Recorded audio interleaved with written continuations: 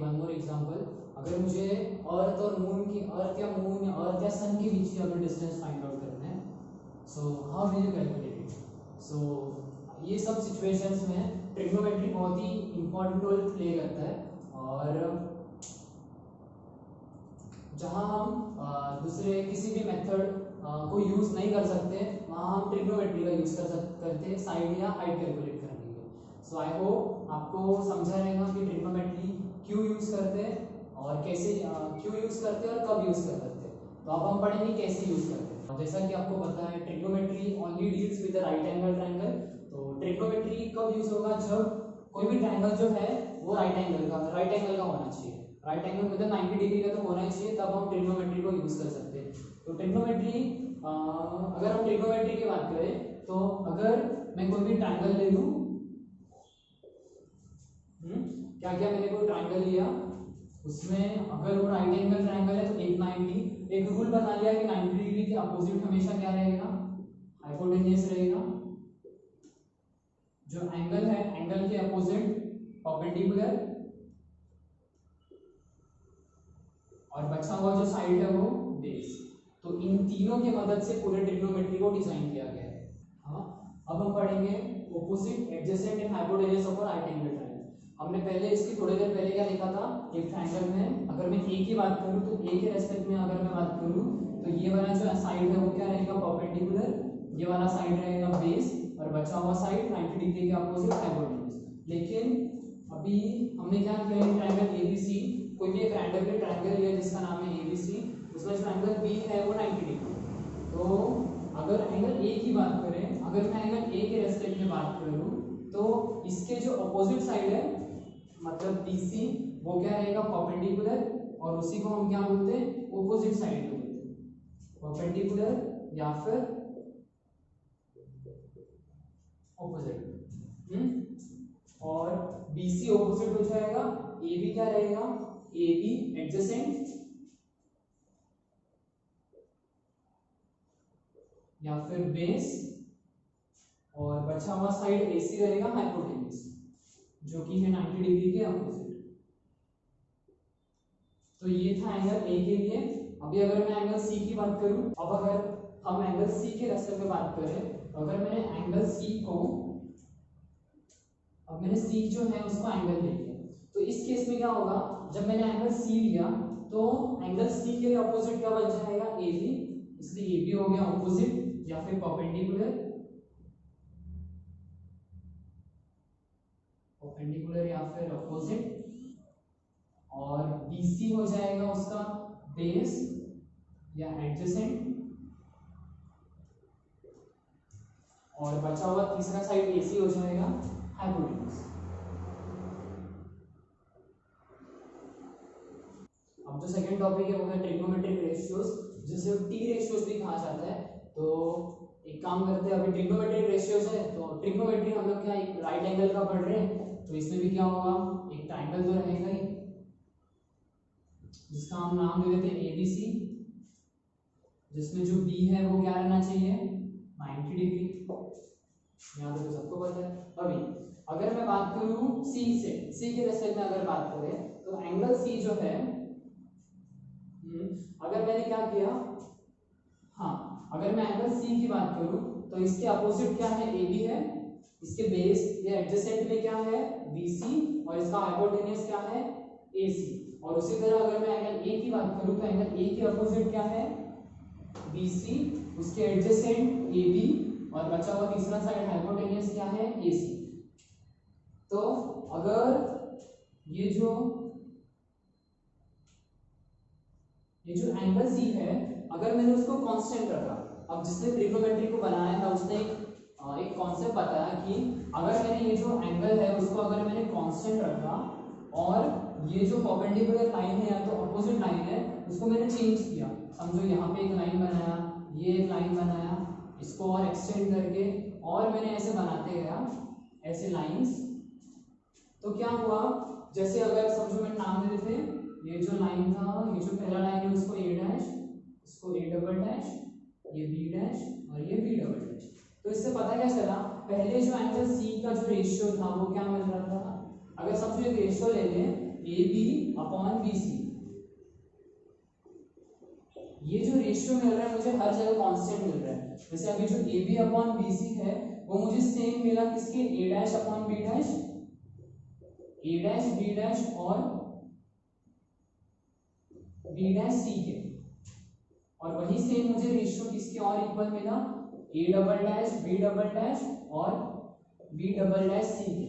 तो ये जो मुझे कांस्टेंट रेशियोज मिले हैं कांस्टेंट एंगल के थ्रू, तो उसने ये रेशियो को एक नाम दे दिया साइन C। अब यहाँ से ट्रिग्नोमेट्रिक रेशियोज की शुरुआत है। अब जो पहला रेशियो क्या मिला उसे, AB अपॉन BC। अगर हम एंगल C की बात करें तो ये क्या था, AB क्या था, AB था ऑपोजिट और BC था बेस या एडजेसेंट। ये पहला रेशियो था। तो ऐसे हम इस ट्रायंगल में और कितने रेशियोज निकाल सकते हैं, हमारे पास साइड कितने हैं, 3 साइड है। ये जो एंगल है ABC, इसमें साइड कितने हैं, ये पहला साइड, दूसरा साइड, तीसरा साइड। अगर मैं नाम दे दूं, समझो इसको 1 बोले थे, इसको 2, इसको 3। अब हमारे पास 3 साइड है 1 2 3। अब ये जो पहला रेशियो था ऑपोजिट अपॉन एडजेसेंट, ऐसा हम और कितने रेशियोज निकाल सकते हैं। तो हमारे पास यहाँ पे 3 साइड है, तो पॉसिबिलिटी कितनी बनती है, जैसे ट्राई करते हैं एग्जांपल देके। पहला रेशियो 1/2 बन सकता है, दूसरा रेशियो 1/3, फिर 1/2 1/3 हो गया, फिर हो सकता है 3/1 3/2 और तीसरा लास्ट में 2/1 और 2/3। तो ऐसे हमें कितने रेशियोज मिले, 6 रेशियोज मिले। तो उसने वो 6 रेशियोज का 6 नाम निकाला। पहला होता है साइन C, या फिर अगर C जो एंगल है उसको अगर मैं थीटा डिनोट करूं तो पहला बनेगा साइन थीटा, दूसरा कॉस थीटा, तीसरा टैन थीटा, फिर cot theta, sec theta and cosec theta, जो कि आपने 9th में भी पढ़ा होगा। ये 6 रेशियोज आपने पढ़े हुए हैं, sine cos tan cot sec cosec. तो हमने रेशियोज की 6 पॉसिबिलिटी दिखी, जिससे मुझे 6 अलग अलग ट्रिग्नोमेट्रिक रेशियोज मिले। तो उसमें से सबसे पहला रेशियो मिला वो था साइन थीटा का। तो अभी ट्रायंगल के अकॉर्डिंग उसने साइन थीटा को इक्वल बताया ऑपोजिट अपॉन हाइपोटेन्यूज। दूसरा रेशियो था कॉस थीटा। कॉस थीटा को उसने इक्वल बताया है एडजेसेंट अपॉन हाइपोटेन्यूज के। और जो थर्ड वाला है वो है टैन थीटा, ये इक्वल है ऑपोजिट अपॉन एडजेसेंट के। ये 3 जो है प्राइमरी रेशियोज है, क्योंकि इसको सबसे पहले डिस्कवर किया गया था। और जो बचे हुए 3 रेशियोज हैं वो इसी के रेसिप्रोकल है, इसलिए उसको सेकेंडरी रेशियोज बोला जाता है। तो साइन थीटा जो है, अब ये 3 रेशियोज बनने के बाद 3 और रेशियोज बनाए गए जो कि इसी के इनवर्स थे, इसलिए ये जो 3 बचे हुए रेशियोज है इसको मल्टीप्लिकेटिव इनवर्स भी कहा जाता है।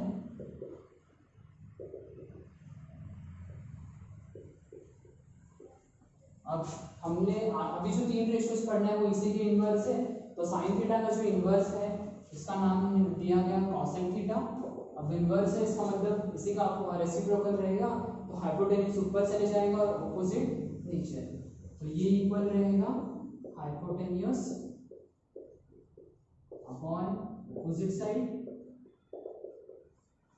फिर कोसेक था, अब मुझे कॉस का ऑपोजिट चाहिए, वो हो गया सेक थीटा। सेक थीटा है इसका रेसिप्रोकल, मतलब हाइपोटेन्यूज अपॉन एडजेसेंट। और फिर एक लास्ट जो बच गया वो है टैन थीटा का रेसिप्रोकल, तो उसका नाम है कॉट थीटा, जो है इक्वल एडजेसेंट अपॉन ऑपोजिट।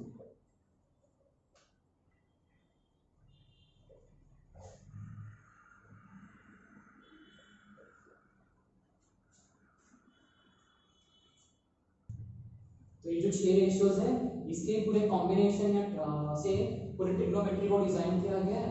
अब जो हमने मल्टीप्लिकेटिव इनवर्स पढ़ा, जिसमें साइन जो है वो कोसेक का इनवर्स है, कॉस जो है सेक का इनवर्स है, और टैन जो है वो कॉट का इनवर्स है। तो यहाँ कैसे रख सकते हैं हम, यहाँ पे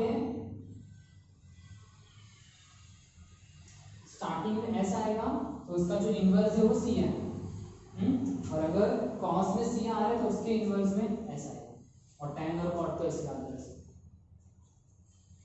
अभी ये जो फॉर्मूले है, sin थीटा क्या होगा ऑपोजिट अपॉन हाइपोटेन्यूज, cos होगा एडजेसेंट अपॉन हाइपोटेन्यूज, और tan थीटा होगा ऑपोजिट अपॉन एडजेसेंट। तो याद कैसे रखा जाएगा, कुछ बच्चों को मुश्किल होती है याद रखने में, तो इसके लिए हमारे पास एक ट्रिक है जिसका नाम है ओशा छोटा। अब ये ट्रिक से इसको याद रख सकते हैं, जिसमें अगर हम इसको अच्छे से डिफाइन करें तो ये जो S है, S for sine theta, C for cos theta and T for tan theta. अब जो बचे हुए अल्फाबेट्स है, अब इस साइन थीटा के लेफ्ट हैंड साइड में O है, राइट हैंड साइड में H है, तो इसको याद कैसे रखेंगे, opposite upon hypotenuse, cos theta में adjacent upon hypotenuse and tan theta में ऑपोजिट अपॉन एडजेसेंट।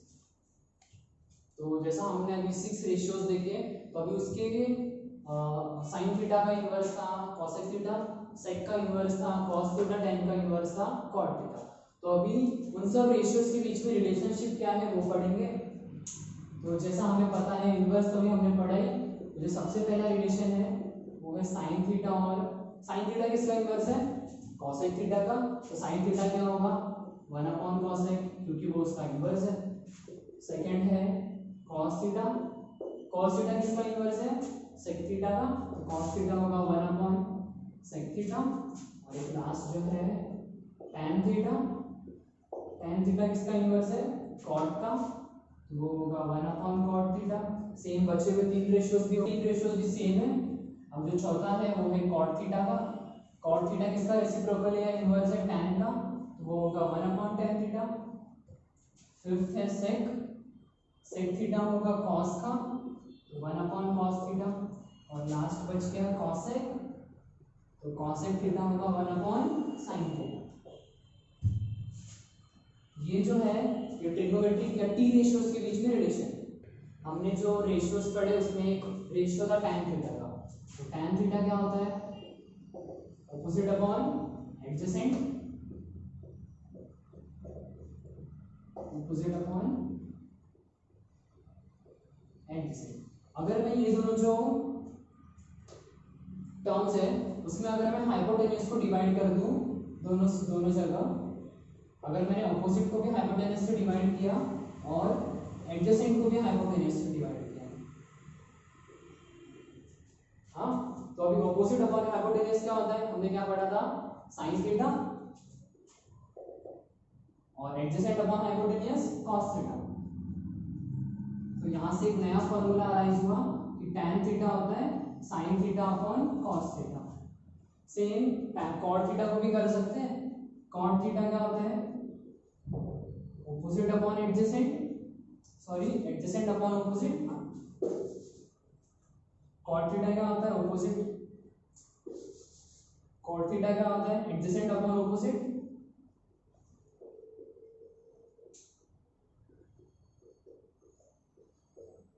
तो इसमें भी अगर हम हाइपोटेन्यूज को डिवाइड करें ऊपर नीचे न्यूमरेटर और डिनोमिनेटर में,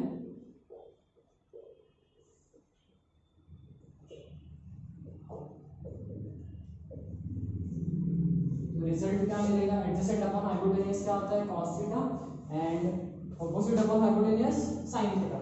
हमें क्या मिला लास्ट में, cos theta upon sin theta. तो ये हो गया सेकेंड पॉइंट। तो हमें यहाँ पे दो नए फॉर्मूले मिले, tan थीटा होता है sin upon cos and cot theta होता है cos अपॉन sin, जिसको कोसेंट रिलेशन भी कहा जाता है। क्वेश्चन का सही करेंगे।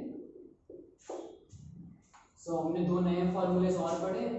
पहला क्या था, tan थीटा होता है sin अपॉन cos, और सेकेंड cot होता है cos अपॉन sin। अब कुछ नए फॉर्मूले और पढ़ते हैं। ये जो हम लोग अभी जितने फॉर्मूलेस पढ़ रहे हैं, जो हमने पहले थ्योरी प्रूफ किया टी रेशियोज वाला, उसी से डिराइव हुआ है।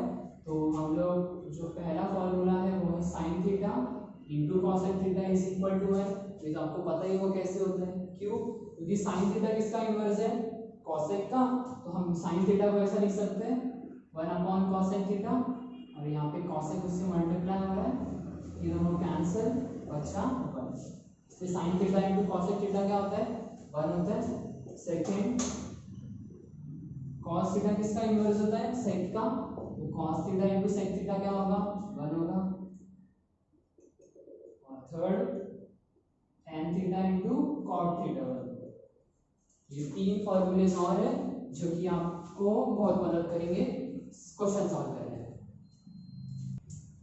अभी पावर ऑफ टी रेशियोज देखने क्या होता है, तो अगर बात करें साइन थीटा का होल स्क्वायर, तो साइन थीटा का होल स्क्वायर कैसे लिखेंगे,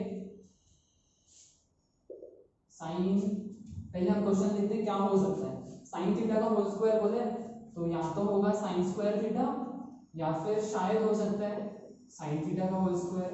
बताओ दोनों में से कौन सा राइट है। साइन थीटा का whole square is equal to या साइन स्क्वायर थीटा होगा या साइन थीटा का होल स्क्वायर। तो इसमें से ये जो फर्स्ट वाला है साइन स्क्वायर थीटा ये राइट है और ये रॉन्ग है लिखने का तरीका, क्योंकि यहाँ पे क्या हो रहा है साइन का स्क्वायर हो रहा है ना कि थीटा का स्क्वायर हो रहा है। इसमें थीटा क्या है एक एंगल है, इसलिए एंगल का स्क्वायर नहीं होता, हमेशा ट्रिग्नोमेट्रिक रेशियो का स्क्वायर होता है। तो साइन थीटा का होल स्क्वायर क्या होगा साइन स्क्वायर थीटा। उसी तरह अगर मैं दूसरे पावर की बात करूं cos थीटा रेज टू 4, वो भी सेम क्या होगा cos रेज टू 4 थीटा।